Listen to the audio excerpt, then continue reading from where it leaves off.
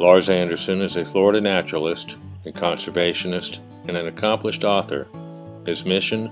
To introduce to the public some of Florida's most beautiful and natural resources, including its pristine waters, wildlife, and to spread awareness of the economic and environmental issues that surround them.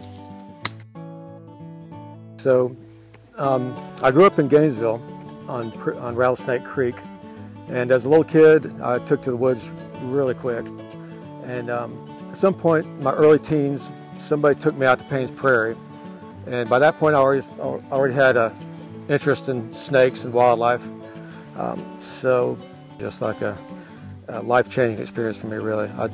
From that time on I spent a lot of time out on the prairie exploring around and looking for animals and camping, doing things like that.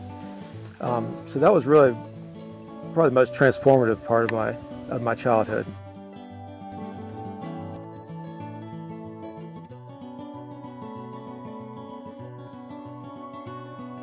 Well, after I wrote the Payne's Prairie book, people knew that I was writing that, and they started asking me to take them out of some of these places I was writing about, including the prairie. And with time, I decided to start a business doing it, guiding tours. And so back in the late 90s, probably 97, something like that, my wife Patsy and I started the Adventure Outpost, selling outdoor gear also, but leading the tours, taking people to some of these different waterways that I knew from growing up. And it just has grown from there. I think what motivates me to do this and what I get out of it is just some kind of enjoyment of teaching, really. I'd never realized that in myself growing up even, but when I look back on the things I've done, writing that educational tape in the 80s and then writing the Payne's Prairie book and guiding tours, I start to see a common theme. It's just I have some real interest or passion of really teaching people about the outdoors and helping make those connections one way or the other.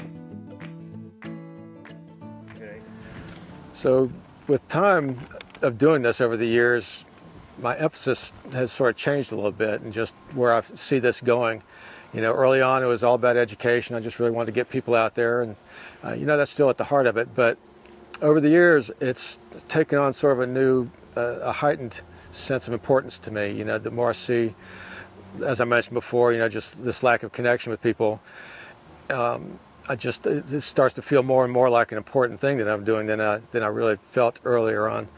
And also, being out there so much over the past 18 years now, I guess, I'm seeing the springs dying, you know, and the water levels dropping and the water quality going away really quickly. And so I suddenly find myself, really just in the past 4 or 5 years, I've started to realize that we're really on a turning point in Florida's history, really, of natural history. With the springs, literally within the next 20, 30 years, probably will mostly be gone. So I suddenly find myself at this really important turning point in Florida's natural history where things could change. We could probably save it right now, but I think we're like within a 10-year window of where it's almost going to be too late. You allow too much development and too much overpumping and such, and I think we're going to cross a threshold where we would just really won't be able to turn back and save the springs. So hopefully my customers will come away from these tours with a heightened sense of appreciation and heightened connection to these places we go.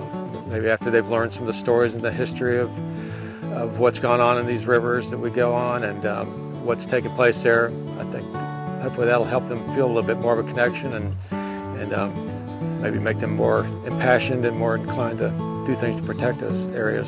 So if anything, you know, if nothing else, it can just have been a good day on the water, but hopefully it'll translate into something a little bit bigger and more meaningful.